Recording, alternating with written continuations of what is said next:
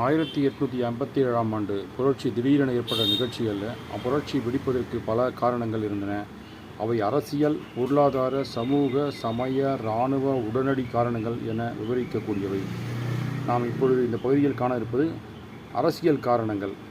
கிழக்கிந்திய வணிகக் குழுவின் வெற்றிகள், இணைப்புகள், இந்தியாவில் அவரது பேரரசின் விரிவாக்கம் போன்றவை பல சுதேச அரசர்கள், நவாபுகள், குறுநில மன்னர்கள், தலைவர்கள் ஆகியோரை மிகவும் பாதித்தன.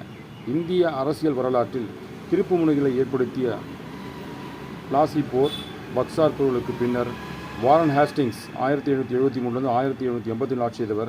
நிர்வாக காலத்தில் மராத்தியர்கள், ஹைதர் அலி ஆகியோருக்கு எதிராக ஆங்கிலேயர்கள் போரிட்டனர். காரன்வாலிஸ் 1886 1786 1793 வரை திப்பு சுல்தான் ஆட்சி செய்தவர். இவர் திப்பு சுல்தானை தோற்கடித்து மைசூர் அரசினை இணைத்துக் கொண்டார். அவரது கொள்கையை தொடர்ந்து பின்பற்றிய வெல்லஸ்லி பிரபு மராத்தியர்களை வென்றது மட்டுமின்றி தனது துணைப்படைகளை திட்டத்தின் கீழ் பல இந்திய அரசுகளை ஆங்கிலேயரின் கட்டுப்பாட்டின் கீழ் கொண்டு வந்தார். அவர் இந்தியா மீது ஆங்கிலேயர்கள் உயர் அதிகாரத்தை நிலைநாட்டினர். அவருக்கு பின்னர் வந்த ஹேஸ்டிங்ஸ் பிரபு மராத்தியர்களை அதிகாரத்தை இறுதியாக வீழ்த்து நேபாளத்தில் குர்க்குகளை தோற்கடித்து மட்டுமல்லாமல் பிண்டார்களை ஒடுக்கினார். அவரது ஆட்சி காலத்தில் ஆங்கிலேயர்கள் இந்தியா மீது தங்களது மேலாண்மை அதிகாரத்தை நிலைநிறுத்தினர். அதன் பின்னரும் கூட இந்திய அரசுகளின் இணைப்பானது முடிவுற்ற ஒன்றாக தொடர்ந்தது.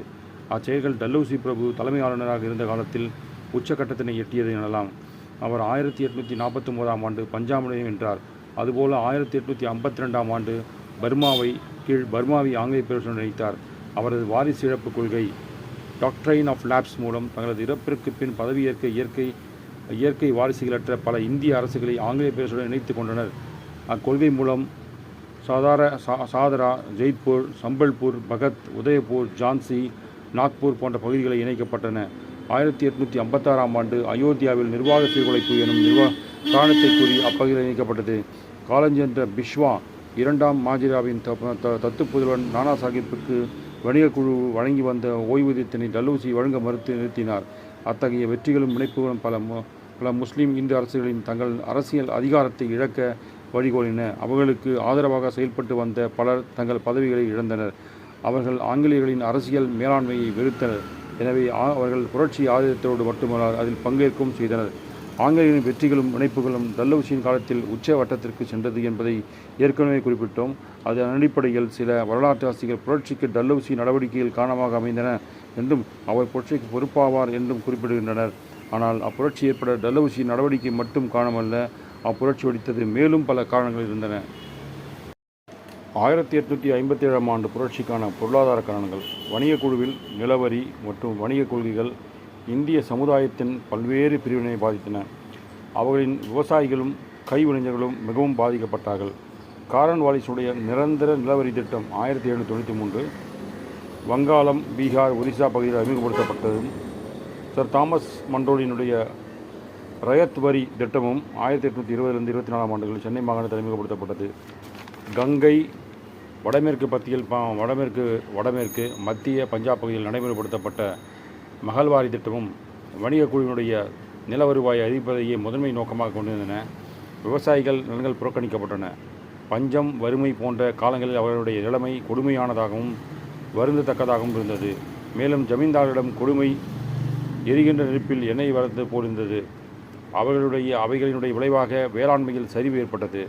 வணிக குழு தங்கள் ஆதரவாளர்களான ஜமீன்தாரர்களை ஆதரித்தே ஒழிய விவசாயிகளுக்கு ஒன்றும் நிவாரணம் வழங்க முன்வரவில்லை. எனவே சாதாரண விவசாயிகள் வணிகக் குழுவின் ஆட்சியை விரும்பவில்லை. வணிகக் குழுவினுடைய ஆட்சியின் கீழ் மிகவும் பின்தங்கிய பொருளாதார நிலைமைக்கு தள்ளப்பட்ட அவர்களின் புரட்சியினை ஆதரிக்கும் கட்டாயத்தில் இருந்தனர். கம்பெனியுடைய வணிகக் கொள்கை பல இந்திய கலைஞர்களையும் கைவினைஞர்களையும் பாதித்தது. கம்பெனி 1813ஆம் ஆண்டு வரை இந்திய வணிகத்தின் மீதான முற்றுரிமையும் பெற்றிருந்தது. கம்பெனியினர் இந்திய பொருட்களை மிகவும் மலிவான விலைக்கு வாங்கினர். அவற்றின் ஐரோப்பிய சந்தைகளில் மிக அதிக விலைக்கு விற்று லாபம் ஈட்டினர். இங்கிலாந்தின் 1850ஆம் ஆண்டிற்கான பின்னர் ஏற்பட்ட தொழிற்புரட்சிக்கு பின்னர் இந்தியாவில் நடைபெற்ற வணிகக் கொள்கையினையும் ஃப்ரீ ட்ரேட் பாலிசி காலனி ஆதிக்க முறையினையும் பின்பற்றினர். அதனால் இந்திய வளங்களை பல்வேறு முறைகளில் சுரண்டினர். அச்சுரண்டல்களை 1853ஆம் ஆண்டு விவரித்து எழுதிய காரல் மார்க்ஸ் ஆங்கிலேயர்கள் இந்திய நெசவுத் தொழிலை தகர்த்து நூற்புத் தொழிலை அழித்தனர்.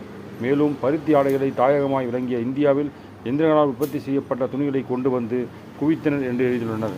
அதனால் நெசவாளர்களும் கலைஞர்களும் தங்கள் தொழிலினை இழந்து வேலை தேடி கிராம மக்களுக்கு செல்ல வேண்டியிருந்தது. அதன் விளைவாக விவசாய தொழிலில் நெரிசல் உருவானது. மேலும் விவசாய நிலங்களும் சிறு துண்டுகளாக்கப்பட்டன. அது மேலும் விவசாயத்தில் சரிவை ஏற்படுத்தி வளர்ச்சியின்மையை உருவாக்கியது. விவசாயிகளின் சிரமங்கள் பல்கி பெருகின. எனவே கலைஞர்கள், கைத்தொழில் செய்வோர் மற்றும் விவசாயிகள் வணிக குழுவின் ஆட்சியினை வெறுத்தனர். அவரது பொருளாதார சிரமங்களும் ஆங்கிலேயரின் நிலவருவாய் மற்றும் வணிக கொள்கைகளுமே காரணம் என எண்ணினார். அவை புரட்சிக்கான பொருளாதார காரணங்களாக அமைந்தன. 1857 புரட்சிக்கான காரணங்களில் சமய காரணங்களும் இருந்தன. இந்தியாவில் பைபிளையும் கிறிஸ்துவ சமயத்தினையும் பரப்பும் நோக்கத்துடன் பல கிறிஸ்துவ சமயம் பரப்பூழியர்கள் இந்தியாவிற்கு வந்தனர். அவர்கள் இங்கு சில நற்பணிகளும் ஈடுபட்டனர். அவர்கள் நவீன கல்வி முறையினையும் அச்சுக்கூடங்களையும் புகுத்தி இந்திய நூல்களை மொழிபெயர்த்தல், மருத்துவமனைகளை ஏற்படுத்துதல், அனாதை இல்லங்களை நிறுவுதல் போன்ற பல்வேறு மனிதாபமான செயல்களையும் மாற்றினர்.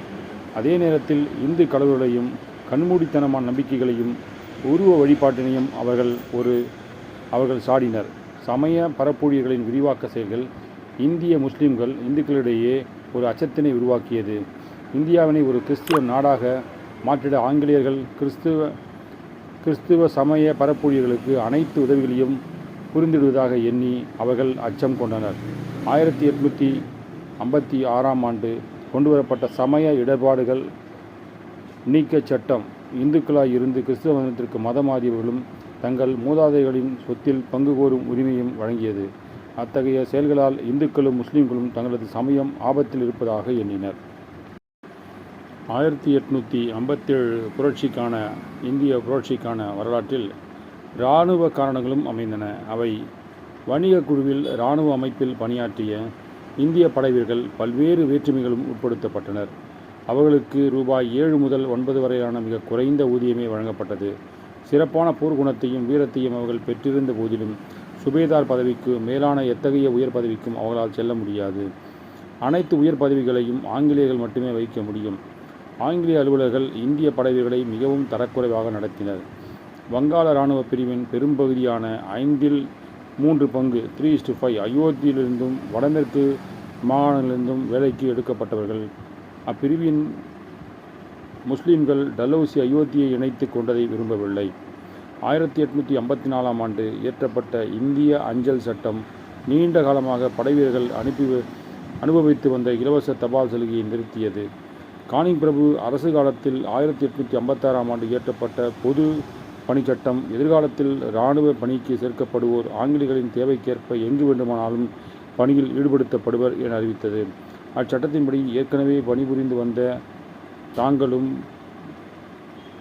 பணியில் ஈடுபடுத்தப்படக்கூடிய கட்டாயத்திற்குள்ளாகும் என இந்திய படைவீரர்கள் அச்சம் கொண்டனர். 1856ஆம் ஆண்டு இந்திய இராணுவத்தில் 2,33,000 இந்திய வீரர்களும் 45,322 ஆங்கிலேய வீரர்களும் இருந்தனர். தீர்க்கப்படாத பல குறைகளுடன் செயல்புரிந்து வந்த இந்திய வீரர்களின் எண்ணிக்கை பலம் அவர்களை புரட்சியில் ஈடுபட வைத்ததற்கான தைரியத்தை அளித்தது. 1857 புரட்சிக்கு பல்வேறு காரணங்கள் இருந்தாலும் சில உடனடி காரணங்கள் இருந்தன. அவை இந்தியாவில் ஆங்கிலேயருக்கு எதிராக ஒரு காழ்ப்புணர்ச்சி சூழ்நிலையை ஏற்கனவே உருவாக்கியிருந்தன. தீ கொழுந்து விட்டெறிய தீப்பொறி ஒன்று மட்டுமே தேவையானதாக இருந்தது. 1857ஆம் ஆண்டு வணிகக்குழு இராணுவத்தில் புதிய எல்ஃபீல்டு ரக துப்பாக்கிகளை பயன்படுத்தியது. அந்த துப்பாக்கியில் நிரப்ப வேண்டிய தோட்டாக்கள் கொழுப்பு தடவப்பட்ட மேலுரைகளை கொண்டிருந்தது. மேலுரைகளை படைவீரர்கள் வாயினால் கடித்து திறந்துதான் தோட்டாக்களை துப்பாக்கியில் நிரப்ப முடியும். தோட்டாக்களை மீது பூசப்பட்டிருந்த கொழுப்பு பசு அல்லது பன்றியின் கொழுப்பு என செய்திகளை கேள்வியுற்று இந்து முஸ்லீம் இராணுவ வீரர்கள் கொதிப்புற்றனர். ஏனெனில் இந்துக்கள் பசுவை வணங்கி வந்தனர், முஸ்லீம்கள் பன்றியை கண்டு அருவருப்பு கொண்டவர்கள். அதனால் அவர்கள் தங்களது சமய உணவுகளை ஆங்கிலேயர்கள் இழிவுபடுத்துவதாக உணர்ந்தனர். ஆங்கிலேயர்கள் அதனை திட்டமிட்ட செய்வதாகவும் எண்ணினர். ஆக புதிய ரக என்ஃபீல்டு துப்பாக்கியில் அதனுடன் கூடிய கொழுப்பு தடவப்பட்ட தோட்டாக்கள் புகுத்தப்பட்டதும் புரட்சிக்கான உடனடி காரணமாய் அமைந்தது. சில இடங்களில் படைவீரர்கள் புதிய துப்பாக்கிகளை பயன்படுத்த மறுத்து ஆங்கில அலுவலர்களின் கட்டளைக்கு அடிபணியவில்லை. எனவே அவர்கள் தண்டிக்கப்பட்டனர். தண்டனையினால் மேலும் கீழ்ப்படியாமையும் அதனைத் தொடர்ந்து எதிர்ப்புகளும் தொடர்ந்தன. எதிர்ப்புகள் பெருகி புரட்சியாக உருவெடுத்தது. இதுதான் இவ்வாறு பல்வேறு காரணங்கள் 1850 புரட்சிக்காக வழிவகுத்தன.